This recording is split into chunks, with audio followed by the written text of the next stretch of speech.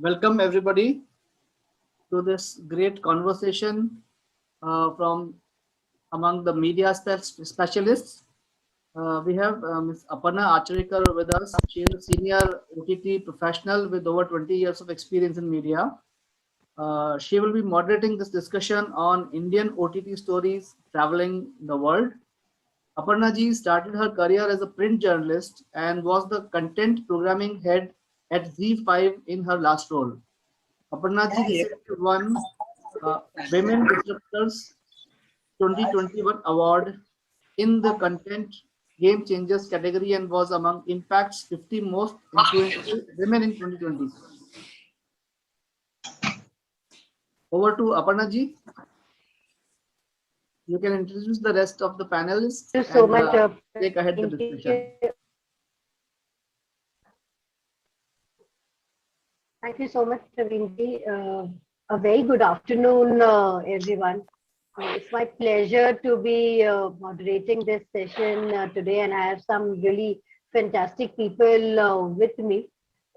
We have possibly India's best storytellers with us today, and they are going to talk to us about India's new age export to the world. We know the Indian OTT market has exploded, right, with an increasing number of platforms, international, Indian, single language, and niche. Yeah, I think we'll have to. Can the rest go on mute, please? Pravinji, can you mute the rest? I will mute everybody, and then you can. I'll ask you to unmute once.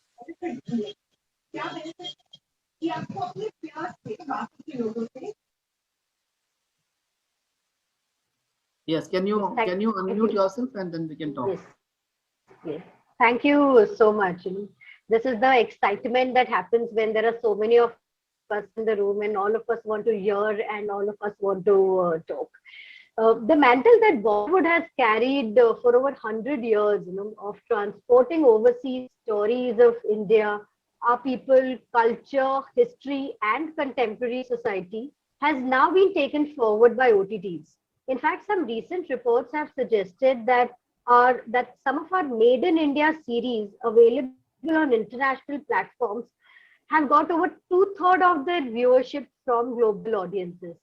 And it is exactly to have this chat. I have with me, like I said, India's best storytellers. Let me welcome Bhavani Iyer, the very talented, dynamic, sensible, and sensitive writer, Bhavani Iyer. Bhavani burst into the film writing scene with Sanjay Leela Bhansali's Black in 2005. Since then, her writing has given us critically acclaimed and successful movies like Guzarish, Lutera, and Razi. She has written for digital platforms, shows such as 24, Kafir, and Breathe into the Shadows. Throughout her career, Bhavani has been recognized for her portrayal of women who own the narrative, sensitive men who are unafraid of expressing emotions, and nuanced depictions of personal and political strife, as seen in Razi and Kafir. Bhavani's forthcoming projects include Sam Bahadur, a biopic of Field Marshal Sam Manekshaw, and Gayatri Devi, a web series on the life of the erstwhile Maharani of Jaipur. Thank you, Bhavani, for agreeing to be part of the panel today. Thank you for having me. Our second panelist is Ajit Andhare, COO, Viacom 18 Studios. Ajit is a senior leader in the Indian media and entertainment space with over 25 years of experience across various consumer and media sectors. As Chief Operating Officer, his vision for the studio is founded on the belief that script and budget are the queen and kingpin of every film. Under his leadership, the studio broke new records with biopics such as Bhag Milkha Bhag, Queen, Mary Kom, followed by Drishyam, Manji, Toilet Ek Prem Katha, Padmavat, Andhadhun, Manto. The list goes on. From a practicing engineer who dreamt of inventing a roti maker, and more on that maybe sometime later, Ajit, to a marketer, an entrepreneur, show developer, and now leading a film studio making path-breaking films. His unusual journey makes for an interesting tale and, of course, an interesting conversation. Welcome, Ajit. Thank you, Aparna. Thank you so much. That's quite something. I'm happy to welcome Saugata Mukherjee, Head of Originals for SonyLIV. Saugata previously the Head of Content Development at Disney Plus Hotstar and was instrumental in setting up and producing their original slate. Before Hotstar, he worked as Senior Vice President and Editor at the Content Studio of Star India Networks. Saugata also spent several years in publishing. He was the publisher and editor-in-chief at Pan Macmillan and Picador India and managing editor at HarperCollins India. Wow, that's a publisher turned into an OTT expert. Welcome, Saugata. Let me begin, guys, with a question that's a dilemma for all makers and platforms. Do you think that stories told on OTT should be made with the purpose of reflecting the culture of a country or a society, or should simply entertainment be the foremost element? Bhavani, would you like to respond first? Aparna, I feel entertainment is always the most important thing in telling a story, because you need to engage your audience. But I feel modern day storytelling has evolved far greater than just merely serving the purpose of entertaining your audience, be it with humor or action or what you may have, especially on the OTT, because you have your audience's attention for a really long period of time. They submit themselves to you because they are in the comfort of their homes, and they can control your story through through their remote and through their keypad or mouse or whatever. So I feel if there isn't anything unique in what you're telling in your story, especially where you have access to stories from all over the world, and you aren't imbuing your culture into the story that you're telling, then it's very easy to lose your audience. They need to find some kind of connect, some kind of uniqueness in the story you're telling. And I remember a quote I read a few weeks ago, which said, the more detailed you get about the culture of a space, the more universal your story becomes. So I do believe that, it is very important to imbue culture into your narrative and stories. Well said, Bhavani. Ajit, would you like to add? Yeah, I think stories by themselves are a cultural product. So even if they wish to, and even if they decide to, I think they're going to find it very hard to escape culture. And as Bhavani very nicely put it, I think the deeper you get into the details, the greater your connect will be, and the wider your appeal is going to be. If we are watching shows from some continents that we may not have visited at all, it is also possibly because there is something that we connect with culturally. So geographically we might say, oh, this is a Latin American show, or this is a Korean series or a film adaptation. But there is a story as to why it is a Latin American show, or why is it a South Korean adaptation, because clearly there is a subculture which has a connect, and which reflects the kind of values that are visible or deep in your culture as well. And which is why we tend to go to certain countries even if we have to steal stories or to sort of seek inspiration. And therefore I think culture and stories are intricately linked, intrinsically linked. And yeah, I think that the deeper their connect, the wider their appeal will be. I think I completely concur with that. Saugata, would you like to comment as a publisher and now also as someone who's telling stories from for the OTT? Yeah, I think what Ajit and Bhavani just said, I would add to it. I think entertainment is, of course, the fulcrum, right? But the fact is, how relevant are the stories today? I think relevance is a very important word. And I think, the world of OTT is also the world where you discover. right? You discover things, new things. I think discoverability is very, very important. And you discover when you look at the how precise your story is and how detailed your story is. I think those are very important things in the world of OTT. Unlike a film experience, which is inside a theater and you have paid money and you are sort of cooped in there, you know, here it's you're pretty much you rule, you are your own.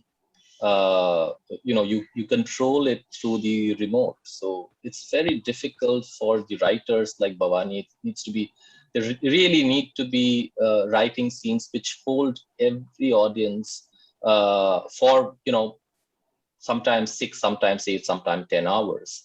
And at times it's a good writing, and I think detailing and looking at the cultural nuances makes it much more relatable, and also sort of helps people to you know, consume content at that kind of quantity. Agreed, Saugata, well said. Ajit, you have often chosen either biopics of great personalities, maybe like Bhag Milkha Bhag or Mary Kom, and lessons from history like in Padmavat. Do you think real life stories or pages from history have more potential to travel globally?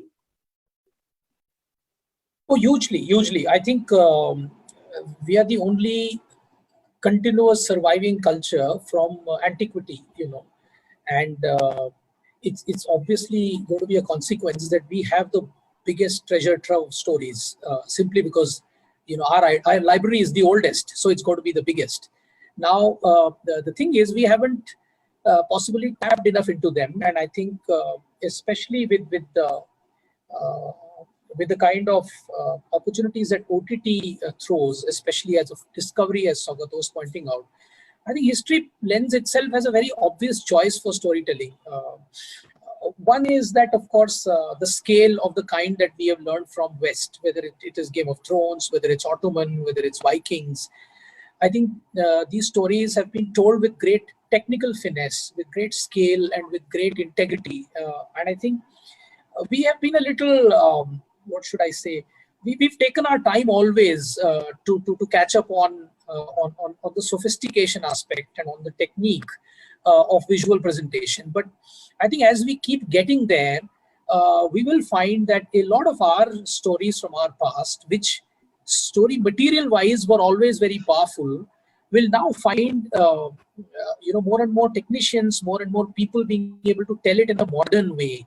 I mean, look at Star Wars. It comes from a country which has no mythology of its own. It has no history of its own. It had just comic books of its own, you know.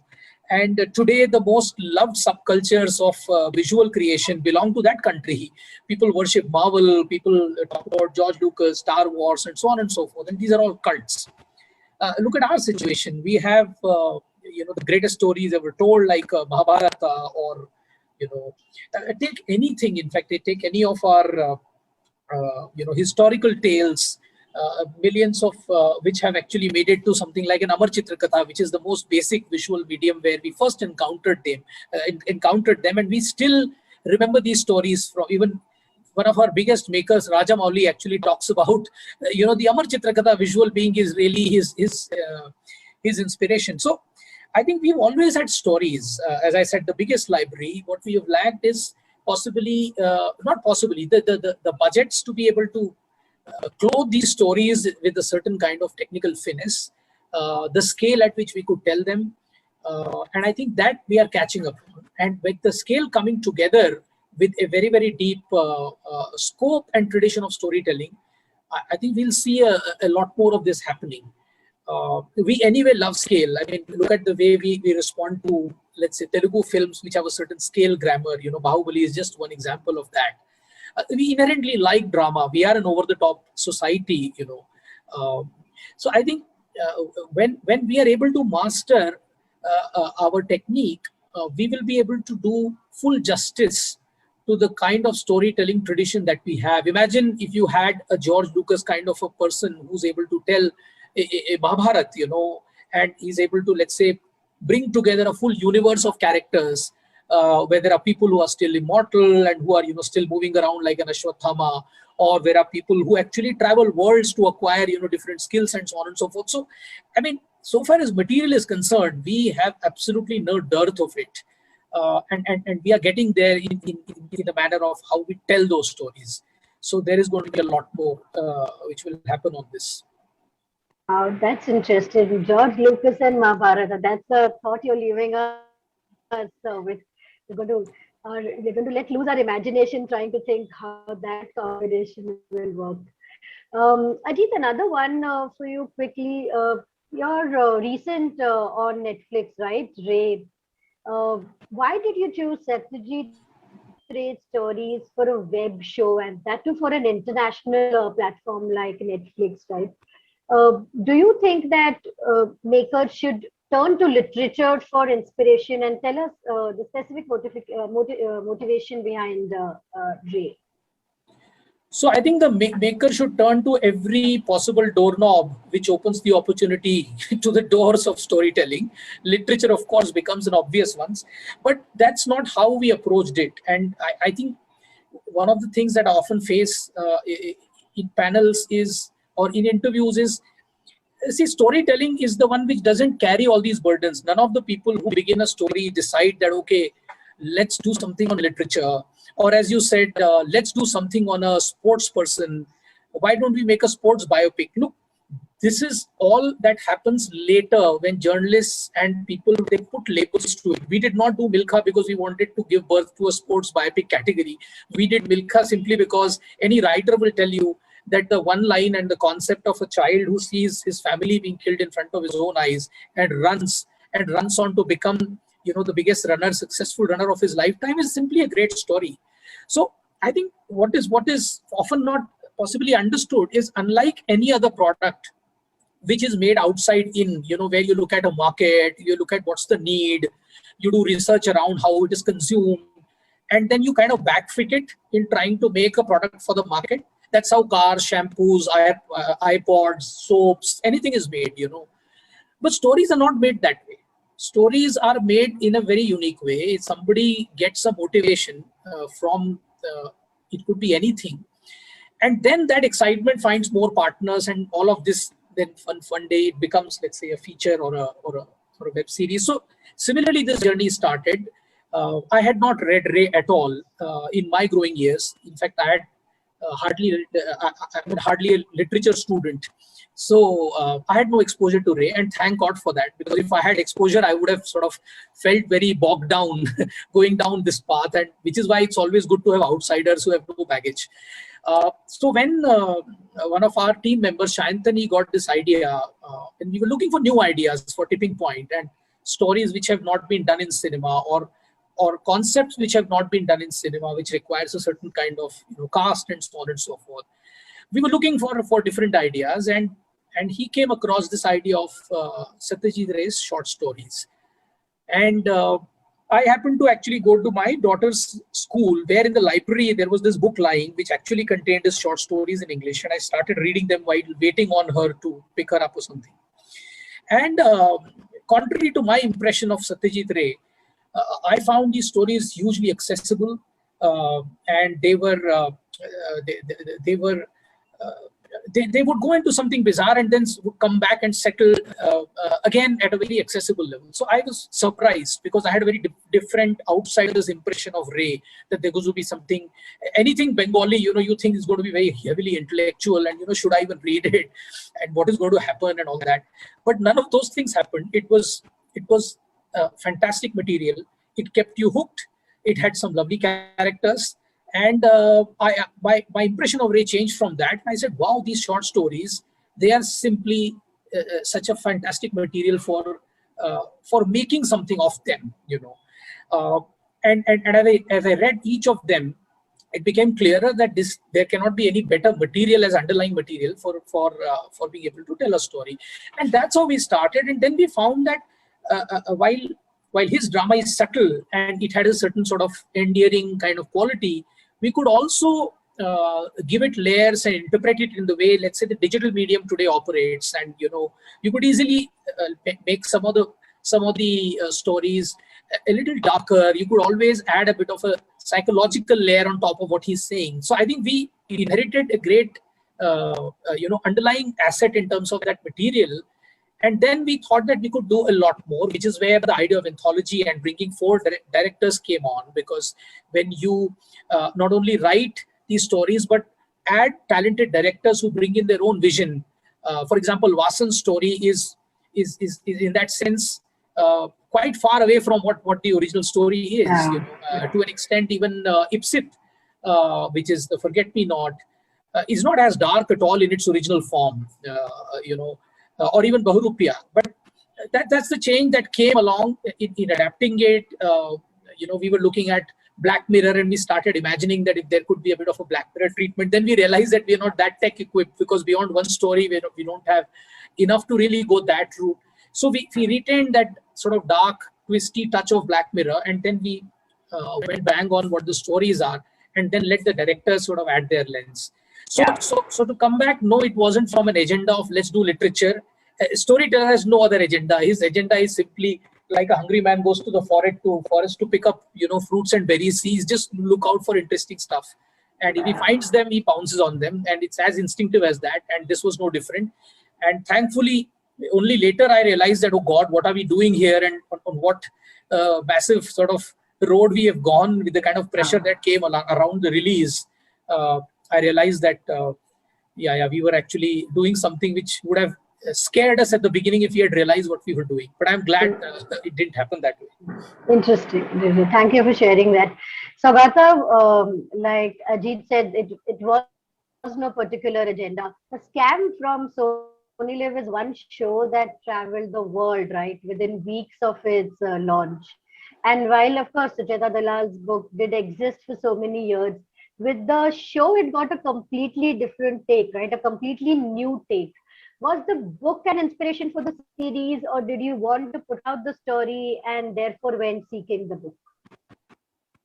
No, I think the book was just the foundation. Of course, Sucheta's book had a lot of material on the real drama that happened around that time. And she's a revered business journalist, and her detailing and her research was impeccable.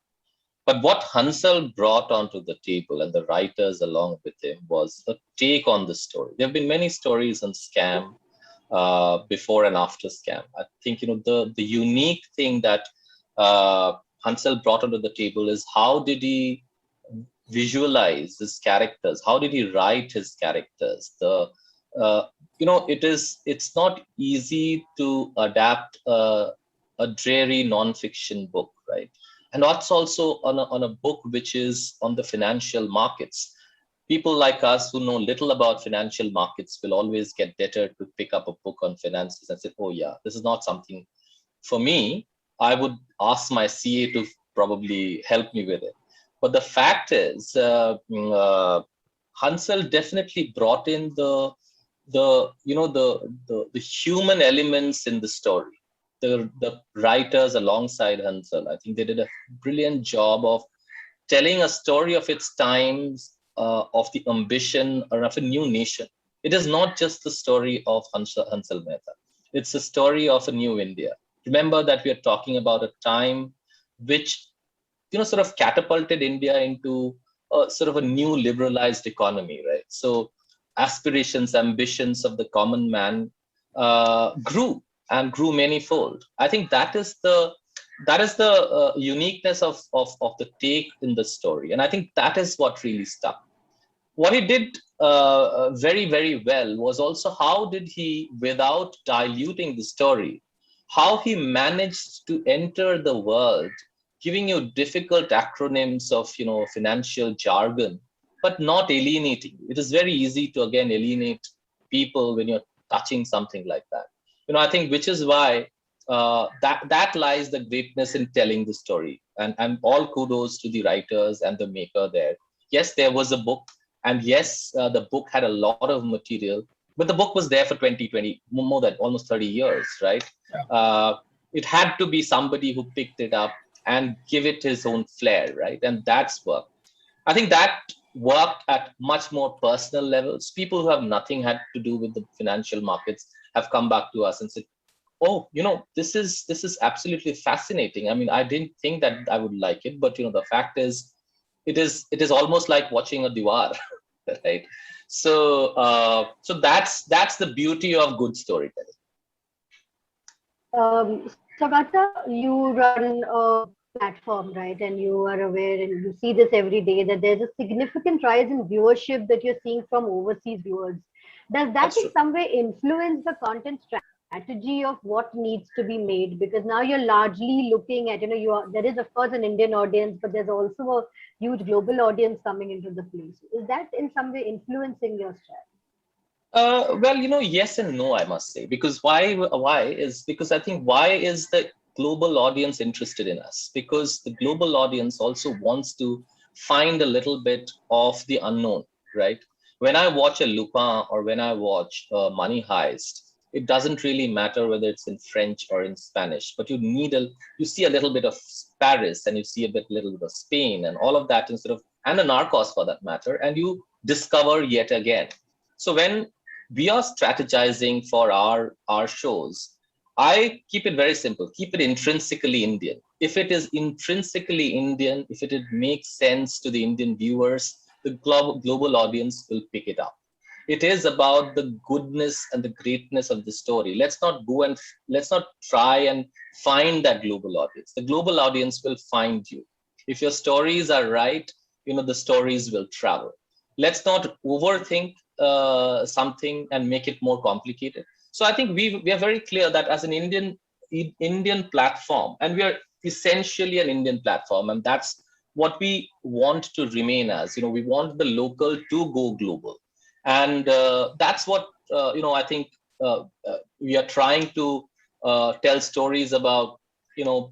About historical events that possibly made mark in the history of this country, about people who have left an indelible impression in our lives, or about stories for that matter. I mean, I go back to what Ajit started out with Star Wars.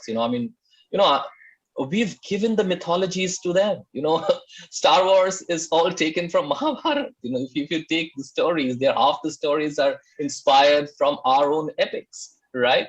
So we are trying to be very, very, like I said, I think we want people outside this country to discover and know a new India, our own storytellers, our stories, our literature, and all of this have a expansive global audience. So yes, we want to be local. We want to give more and more import to the storytellers here. Yes, in terms of technique, in terms of scaling and mounting, everybody is trying to go that extra yard. Of course, we are trying to, on a visual representation, how do we make it for accessible to a greater market? Because, you are at the same screen watching a Marvel movie and you're watching, a whole host of great makers. Your scale, your style, the filming needs to be of that global level. That we are over-indexing in. And I'm sure we want to pay more attention to how we can make it even better. Seems great. Bhavani, one of the themes that goes across the globe is cross-border conflict, right? And two of the stories that you have penned, whether it was Razi or whether it was Kafir, had a very balanced and sensitive portrayal of these delicate issues, and we've seen some great international work in Sauda also, right? Gives you a completely different perspective to really what conflict means. What was your motivation in penning these stories and writing these stories? The thing that both Saugata and Ajit said, which is that you just want to tell a story. And every story is written in a room like this, in a quiet, silent room like this. And when you put down your thoughts, you're never really looking to stigmatize or take out any agenda. You just want to tell a story in the most balanced manner, because that's the only way that a story will resonate with any viewer. And it probably is your own, one's own, as a writer, your personal, politics, which need to find an expression, because otherwise then the story will ring fake, will ring untrue, and it will not connect with your viewer, because the audience is so clever, they can sense, fakeness a mile away. So there was never really any thought about, making it balanced or anything like that. I think that is probably the kind of people that we are in, modern society. We understand, and consume politics in a very nuanced way. It is no longer jingoistic. It's no longer, great to be jingoistic. It's actually it's a drawback if you cannot see something from another point of view. And as artists, it's our job, it's our responsibility and our duty to be able to give a nuanced take, so that, there is another side.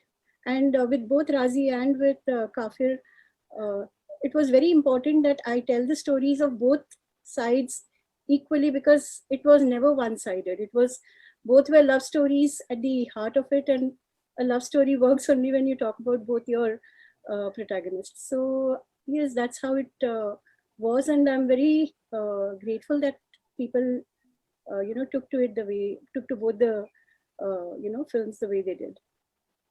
Yes, absolutely. Both, both of your creations were very well loved, and two beautiful love stories with cross border just being a part of it. A last question, and that's for all three of you, right? And as audiences, as those who are always wanting to learn, we want to take away a few mantras from all three of you. So, if to make your local stories travel globally, right? What would be your top two advice that you would like to give all? Anyone? We can start with Bhavani. Would you like to go first? The simplest thing, I don't think it is about how you can take it globally. It is just the simplest thing about storytelling is the truth of your story. Be honest to that, and never write for an audience. Because the audience, we think that we find stories. No, the stories find us. Similarly, your films or your shows, they will find their audience. You don't have to go seeking them. So I would say these two things, top of my list. Wow, nice. Ajit, would you like to add? So let me try and sort of answer it in the spirit that you asked, which is that because I think one answer and a comprehensive one Bhavani is already given. So I don't want to go on that side. I completely agree with her that you can't have an agenda like that. The only agenda is the one within. That's absolutely the correct way of storytelling. It's actually a very personal experience. It's expression of your own angst, your own inner channeling your own inner energy. That's what it is. So there's no way you can think about a global travel. You have to go inside and deeper. Whether it goes, how wide it goes, is a consequence, and that's where I want to come to. So I think there are only two kinds of stories. One is universal story, which will travel globally, as globally as the word can stretch. So if you are able to come up with, or if you are able to conjure up, or if you have felt something which is a more universal story, then by nature it will travel. So a global passport and visa is inbuilt in a more universal story, I would say. The other kind of storytelling is what I call the cohorts, the storytelling to cohorts, or in a simple way, a more niche kind of story. So this story may not ring a wide universal truth, but it will ring very true to a small cult, to a small niche. That's also a very valid way of telling story. And this kind of story will find a limited country visa. It may not travel everywhere. I mean, I'll give you some example from films that we've made. For instance, let's say Vasepur, or Shaitan. People have a cult following for these films. But there are so many people who will not We will not watch these films. So I think somewhere, if you have to oversimplify for the sake of a discussion like this and for trying to make it useful, there are really two buckets. One is a universal story, and the other is a niche story. And if you can come up with the harder one, the harder box is always the universal story. Which is why some of the mythology travels because they are universal. Some of the folklores they travel because they are universal. Some of the Shakespeare plays they travel and they become what Vishal makes them or what Sanjay makes them because they are so universal. But it's very hard to mine them. I always start the day looking for a universal story and I don't find it easily at the end of it. The other ones are a little more easy to find, So I think an easy place to begin is to find that little watering hole of yours, which is really maybe your own, like Kabir Singh, for example. I mean, at some level, it was very niche, right? A mad lover like this who's so possessive and so chauvinistic at some level is someone's personal story, who he went to sort of this crazy sort of levels to find his love or in his life.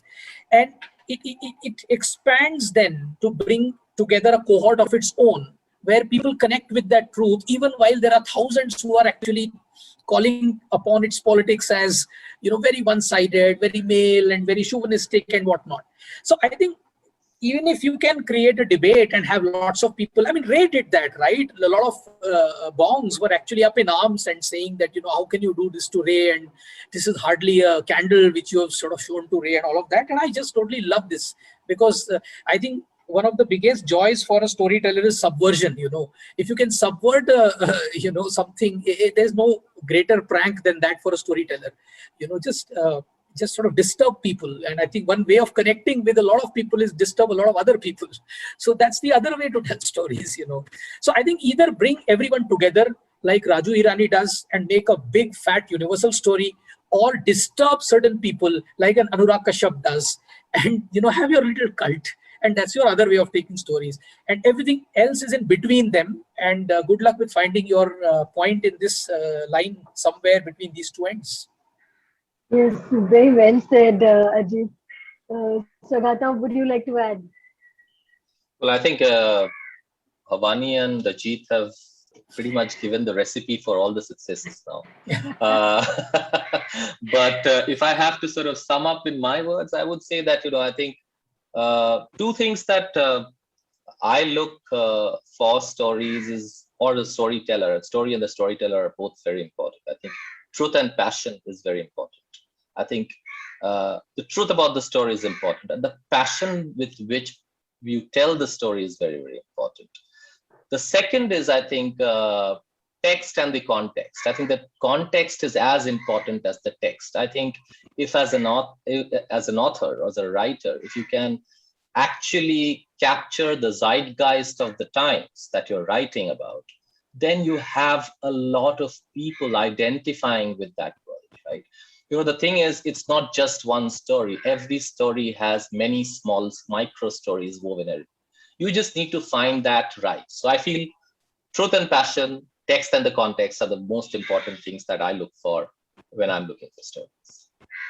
Wow, that's wonderful, Saugata. Okay, we have one last question before we wrap up, and this is from one of our audience members. He asks us, Fahmi Shantanu asks us, story should be for which age group? Is there a particular age group that we should go after, and possibly in the context of OTT? Is there an age group that you think stories should be made for? Anyone? If I may take this, I think if you're a storyteller, you should just pick the best story that you can tell.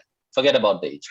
I think there will be always the demographies and the cohorts that your, the head of content programming will tell you. But the fact remains, when you tell a great story, all of that gets into the sidelines. But yes, if I have to sort of quantify it, today's OTT world in India, I think it is heavily skewed towards a male viewership, and there's no two ways about it.